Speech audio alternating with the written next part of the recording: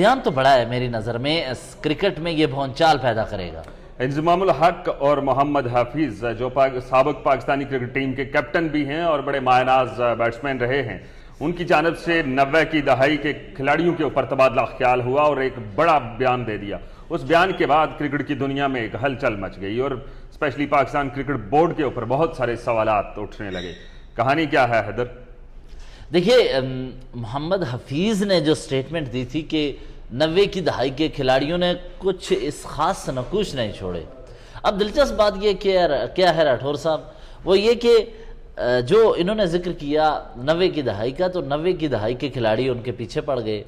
انضمام الحق جو کہ 1992 کے ورلڈ کپ کے کھلاڑی ہیں، انہوں نے وننگ ٹیم کا حصہ تھے، انہوں نے اسے پرسنل لے لیا۔ عمران خان نے اور ان کے فالوور نے پرسنل تو نہیں لیا؟ نہیں، انہوں نے نہیں لیا، لیکن جنرلائزڈ وہ ذکر کر رہے تھے کہ 90 کی دہائی میں کیونکہ 96 کا ورلڈ کپ ہوا، 99 کا ورلڈ کپ ہوا، پھر 2003 اور 2007 اس میں تو حفیظ تھے، ان ہو گئے تھے، لیکن 1999 اور 96 اور وسیم وقار کے ہوتے ہوئے 92 کا ورلڈ کپ کے بعد آپ نے کوئی بڑا اس طرح کا آئی سی سی ایونٹ نہیں جیتا، تو وہ ذکر کر رہے تھے کہ کچھ نقوش اچھے نہیں چھوڑے۔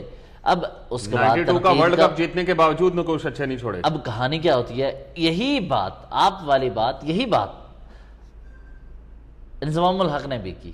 انضمام الحق نے کہا کہ 92 کا ورلڈ کپ جیتا اور کیا کہ اچھے نقوش ہوں۔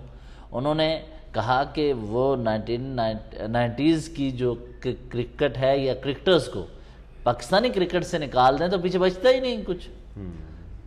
ٹھیک ہے، بالکل ایسا ہی ہے، اور کیونکہ 92 کا ورلڈ کپ اور اس کے بعد پاکستان کے پاس اتنا بڑا ایونٹ ایک آیا تھا بھی، اور اس میں ہم بار ہو گئے تھے، اور اس طرح دیکھیے ایک یہ جو آئی سی سی کا چیمپئنز ٹرافی کا ایونٹ آیا ہے، یہ بڑا ایونٹ تھا، پاکستان میں ایونٹ تھا، لیکن میں اب بھی یہ سمجھتا ہوں کہ پاکستان اس آئی سی سی ایونٹ میں وہ پرفارم نہیں کر پایا جو کہ محمد رضوان اور بابر اعظم کے ہوتے ہوئے توقعات تھیں۔ نہیں، یہ توقعات تو ہمیں ہمیشہ سے ہوتی ہیں اور پھر پانی بھی پھر جاتا ہے۔ دیکھیں توقعات تو ہوتی ہیں بہت ساری، لیکن کیا ہے، توقعات کے ہوتے ہوئے ہم یہ جو چیزیں دیکھ رہے ہیں ان سب میں مایوس بھی کرتے ہیں یہ کرکٹرز۔ اب انضمام الحق اور محمد حفیظ کی ڈیبیٹ کا مسئلہ نہیں ہے، اس دوران حارث رؤف بھی ذکر کر رہے ہیں کہ میں اس ٹیم سے مایوس ہوں، اس کا ڈکلائن ہوا ہے۔ دیکھیں حارث رؤف نے ایک سٹیٹمنٹ دی ہے کہ موجودہ حالات میں پاکستانی کرکٹ ٹیم اور کرکٹرز کو دیکھتے ہوئے مجھے یہ احساس ہو رہا ہے کہ ہم نیچے جا رہے ہیں، ڈکلائن میں جا رہے ہیں۔ کہیں یہ وہی تو نہیں جو یہاں اسلام آباد میں ایک اہم شخصیت سے ملاقات کے لیے آئے تھے؟ دیکھیے جہاں تک آپ چھپ کے بات کبھی کرنی ہی نہیں چاہیے، اگر بات کرنی ہے تو بالکل نام لیا جائے کس سے انہوں نے ملاقات کی اور کس سے کب کیسے ملے۔ بالکل اس حق میں ہوں، لیکن میں دیکھیں وہ سوالیہ انداز میں آپ سے پوچھ دیکھیں یہ بات آپ کریں، حارث رؤف تو خواجہ آصف سے ملے تھے، پارلیمنٹ ہاؤس میں ملے آ کر، اور آپ کو پتا ہے کہ وہ کس طرح واپس گئے وہاں سے پارلیمنٹ ہاؤس سے؟ شیمفل نہیں، اب عجیب سی بات ہوتی ہے، میں تو شیمفل کہوں گا، آپ کی اپنی رائے، میں شیمفل کہوں گا۔ اگر کوئی شخص خفیہ راستے سے وہ جائے، چھپ کے اگر جائے واپس، تو پھر سوالات جنم لیتے ہیں۔ آپ خود کے گئے، حارث رؤف خواجہ آصف سے ملنے پارلیمنٹ ہاؤس آئے تھے۔ اور اب دوسری طرف ایک اور بات ہے کہ پاکستان میں یہ ان کرکٹرز کو ایس ڈی جیز کے ساتھ وہ کام کر رہے ہوتے ہیں تو پارلیمنٹ آنا جانا لگا رہتا ہے۔ آپ کو یاد ہوگا اگر آپ پارلیمنٹ ہاؤس کی ان گیلریوں کا وزٹ کریں نا آپ، تو آپ کے ویورز کو بتاتا چلوں ان کے لیے نئی انفارمیشن کے طور پر، آپ کو پارلیمانی راہداریوں میں Pakistani cricket board cricket team کی تصاویر بھی نظر آئیں گی۔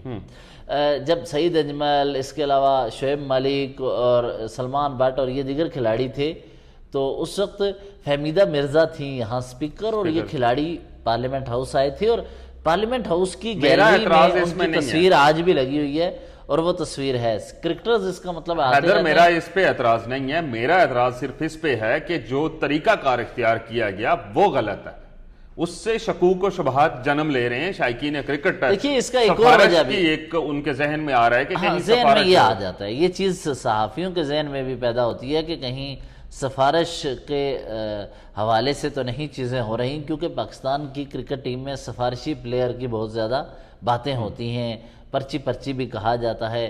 ایسے میں اوائڈ کرنا چاہیے کرکٹرز کو سیاستدانوں سے اس طرح آ کے ملنے سے. ملاقات کر لی آپ نے, کر لی, لیکن اس طرح چھپ جانے سے شکوک و شبہات پیدا ہوتے ہیں. میڈیا ہے, میڈیا کا سامنا کریں اور اس کے بعد آپ یہ نہ کریں کہ پہلے اپنے کسی شخص کو یہ کہیں کہ بھائی باہر جا کے دیکھ میڈیا ہے یا نہیں ہے, اور پھر آپ یہ بات کریں کہ اس میں شک نہیں ہے کہ پاکستانی کرکٹ جو زوال کا شکار ہے. مجھے اس منطق کی سمجھ نہیں لگی. دیکھیے, میں آپ کا انٹرویو سن رہا تھا ہرمیت کے حوالے سے. ہرمیت سنگھ جو سکھ جرنلسٹ ہیں پاکستانی, انہوں نے بھی آپ کے ساتھ جو گفتگو کرتے ہوئے بات کی تھی کہ یہاں اب کرکٹ سے ہمیں بیزاری ہو رہی ہے, اب دکھ ہوتا ہے ہارتے ہوئے دیکھتے ہیں, اور امیدیں بھی بعض اوقات ختم ہوتی نظر آتی ہیں. یہ بات درست کر رہے تھے وہ.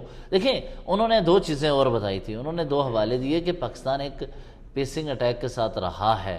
پاکستان نے اس آئی سی سی چیمپئنز ایونٹ میں اس طرح سے نقوش نہیں چھوڑے کہ یادگار کے طور پر رہے. ایک طرح سے 2 طرح سے یادگار رہے گا کہ چیمپئنز ٹرافی پاکستان نے ہوسٹ کی اور فائنل میں پاکستان نہیں تھا, اور ایون کہ مینجمنٹ میں بھی پاکستان نہیں تھا. دوسرا, پاکستان میں آئی سی سی ایونٹ ہوا اور پاکستان سب سے پہلے باہر ہوا. یہ فائنل بھی پاکستان میں نہیں تھا.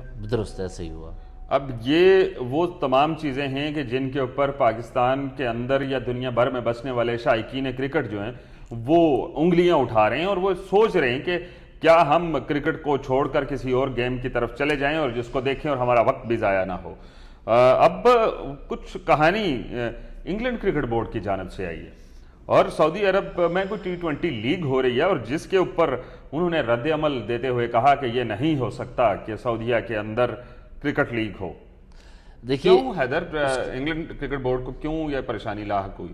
دیکھیے, ای سی بی جو ہے نا وہ چیزوں کو دیکھ رہا ہوتا ہے بعض اوقات لیگز کے حوالے سے, کیونکہ انگلینڈ کی جو نرسری ہے کرکٹرز کو پیدا کرنے کی وہاں بہت سٹرانگ ہے, اور وہ کوالٹی بیٹسمین پیدا کرتے ہیں, بولرز پیدا کرتے ہیں. آپ حالیہ ریٹائر ہو رہے ہیں اب جم اینڈرسن, اس کے علاوہ اسٹیوارٹ براڈ, باقی بہت سارے نام ہیں انگلینڈ کرکٹ ٹیم میں, اور ان کی جو نرسری ہے جہاں سے کرکٹرز پریکٹس کر کے, یعنی یوں کہہ لیں کہ وہاں سے پیدا ہوتے ہیں, ان کو نکھارا جاتا ہے, ان کی صلاحیتوں پہ کام کیا جاتا ہے. کوچز ان کے بولنگ ایکشن پہ, بیٹنگ سکلز پہ کام کرتے ہیں. اب ہوا یہ کہ انہوں نے کہا کہ انہوں نے ایک حوالہ دیا ہے کہ سعودی عرب میں لیگ نہیں ہو سکتی. اس کی وجوہات ہیں کہ پہلے ہی آئی سی سی اسکیجول میں بہت ساری لیگز ہیں, اور کرکٹرز ان لیگز میں بزی بہت زیادہ مصروف ہوتے ہیں. ایسے میں ایک نئی لیگ کے اضافے سے ان پہ زیادہ بوجھ پڑے گا, اور آئی سی سی ایونٹ کے درمیان ہی یہ لیگ کیسے منعقد کی جائے گی.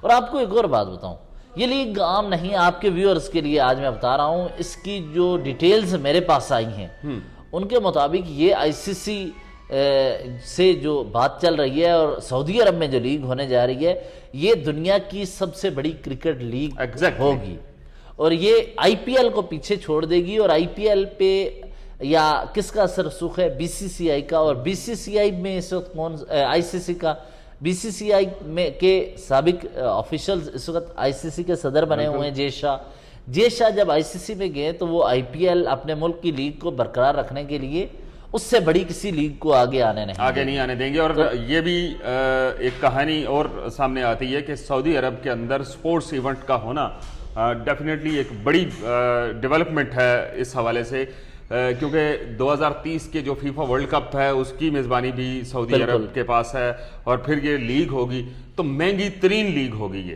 یہ دیکھیں, بتایا یہ جا رہا ہے کہ یہ لیگ دنیا کی کرکٹ لیگز میں سب سے مہنگی لیگ ہوگی, اور اس کے لیے صرف ایک ملک میں محدود نہیں ہوگی بلکہ مختلف ممالک میں. یہ خلیجی ممالک میں گھومے گی کیا؟ نہیں, پوری دنیا کے مختلف ممالک میں ہوگی.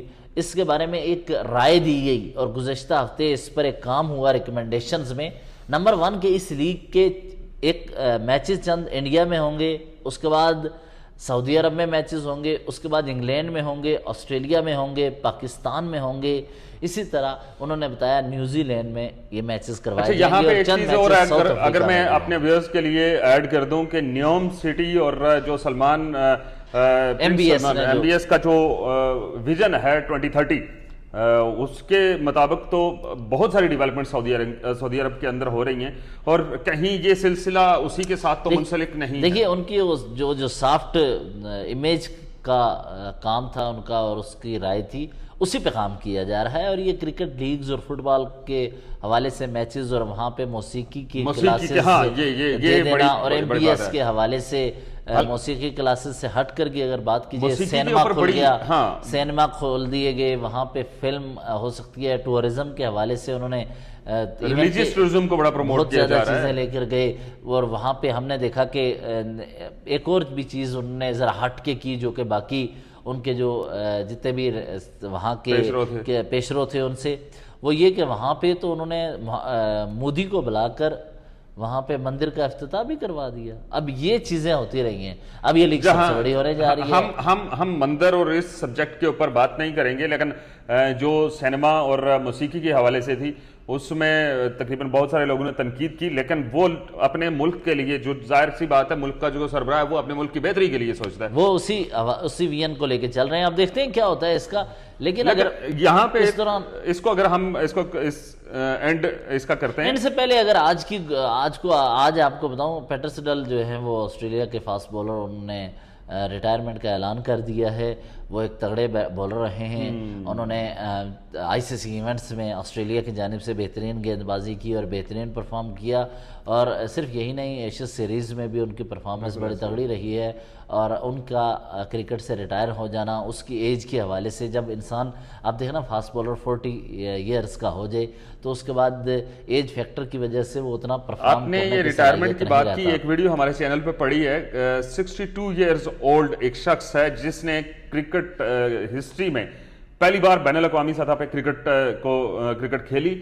اور اس نے کیا یہ کیسے دوبارہ اگر بتا دیں کس طرح، یہ ایک شخص ہے، اس کی عمر ہے 62 سال، 62 ایئرس. ہاں، اس شخص نے اپنے کیریئر کا پہلا میچ 62 سال کی عمر میں کھیلا ہے، اور وہ بھی بین الاقوامی کی ایک لیگ ہو رہی ہے. اس کی ڈیٹیلز آپ لے کے آئے ہیں؟ ہاں، وہ چینل پہ پڑھی ہے، وہ لازمی دیکھیے گا کہ ریٹائرمنٹ کی عمر 40 سال حیدر بتا رہے ہیں، لیکن وہ شخص 62 سال کی عمر پہ. اور مزے کی بات یہ تھی کہ 30 سال سے اوپر کے کھلاڑی تھے اس پورے جزائر کی یہ ٹیم تھی. تو اینڈریو تھا نام ان کا جو کھلاڑی ہیں. رضوان، اب رضوان کے بارے میں کچھ ہمارے پاس تصویریں سامنے آ رہی تھیں، کلب کرکٹ کھیلیں گے آپ؟ رضوان کے حوالے سے یہ ہے کہ وہ نیشنل کپ جو چل رہا ہے اس کو چھوڑ کے انہوں نے کلب کرکٹ کھیلنے کا فیصلہ کیا ہے. اب اس کے پیچھے ریزن کیا؟ اس کے پیچھے ایک بڑی ریزن بتائی جا رہی ہے، وہ یہ کہ کرکٹرز کو ریسٹ دینے کی بات ہو رہی تھی. اور ان ایونٹس میں اگر وہ جا کے کھیلے گا تو وہ ریسٹ نہیں ہو سکتا، وہ پراپر کرکٹ کھیلے گا، ایفرٹ لگائے گا. تو کلب کرکٹ میں یہ ہے کہ ریسٹ کرنے کا تھوڑا اسے موقع مل جائے گا، پریشر نہیں ہوگا. وہ ایک مرتبہ پھر سوچے گا، اپنی غلطیوں کی اصلاح ہوگی. کلب کرکٹ کھیلتے ہوئے بیٹنگ پہ توجہ دے گا، کیپنگ کے حوالے سے وہ سوچے گا کہ کیپٹنسی کو لے کے کس طرح چلنا ہے اور جو خرابیاں رہی ہیں ان کو کیسے دور کیا جا سکتا ہے. اور کلب کرکٹ ایک کرکٹر کے لیے بنیاد ہوتی ہے، وہ اس کا کھانا ہوتا ہے، وہ اس کا ایک طرح سے انرجی دوبارہ بحال کرنے کا ایک ذریعہ ہوتا ہے، کیونکہ وہ کلب سے نکل کے آتا ہے. تو وہ جب کلب کرکٹ میں جائے گا کمفرٹ زیادہ ہوگی. اور ان کے بنیاد کے کوچز جو اس کو گروم کرنے اور اس کی ذہنی صلاحیتوں کو مضبوط کرنے کے لیے کام کرتے رہے، وہ ان سے مشاورت کرے گا، ان کے ساتھ بات چیت کرے گا. اور پریکٹس جب کرے گا تو اس کھل کر پھر اس کو اپنی غلطیوں کو دوبارہ جب ریہرسل کرے گا تو سدھارنے کا بہت بہتری سے موقع ملے گا.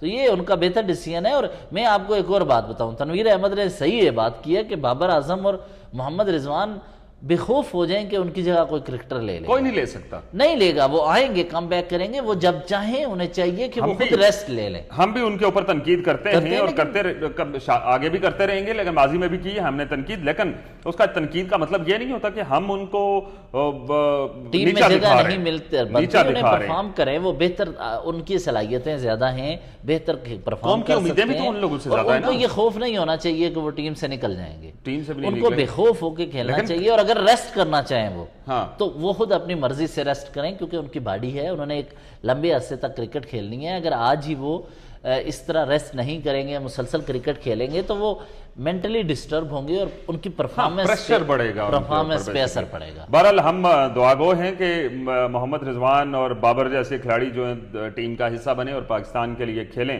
پاکستان کے لیے نہیں بلکہ کرکٹ کے لیے کھیلیں تاکہ اپنا نام بنا سکیں. اس وقت تک کے لیے اتنا ہی، دیجیے اجازت. اللہ حافظ.